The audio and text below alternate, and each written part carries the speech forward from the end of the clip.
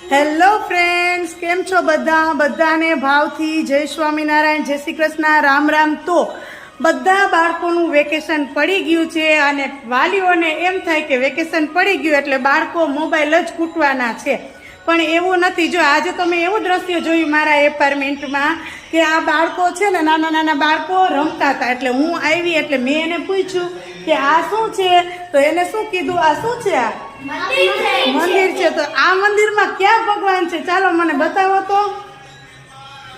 જો આવું સરસ મજાનું મંદિર બનાવ્યું છે અને મંદિરની અંદર સરસ મજાના ભગવાન છે, પછી પ્રસાદ છે।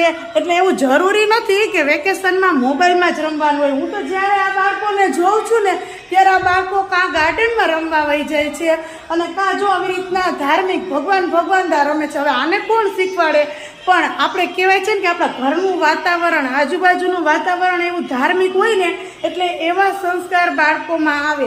એટલે હું એવું જ ઈચ્છું છું કે તમારા બાળકો મોબાઈલ મૂકી અને આવું સરસ મજાનું તમારા એપાર્ટમેન્ટ કે આજુબાજુનું ગાર્ડન કે હોય તો આવું ધાર્મિક રીતે, જેમ કે આને ભગવાનનું મંદિર બનાવ્યું, જો કેવું અને આઈડિયો કેવો લગાવ્યો છે, વિચાર તો કરે આ મંદિર કેવું બનાવ્યું છે। જો આ શેનો ઉપયોગ કર્યો છે, આ બે શું છે, જો આ સ્કૂટરના તો એને પાયા બનાવ્યા મંદિરના, ને એની ઉપર તો જો કેવું મંડપ જેવું કર્યું, એનો કેવું કે આઈક્યુ પાવર કેટલો હશે કે એને આવું વિચાર્યું ને જોતા બધી ટેપ લગાવીને કેવું, અને એમાંય પાછું છે ને કોઈને નડે નહીં ને એવી રીતના સાઈડમાં।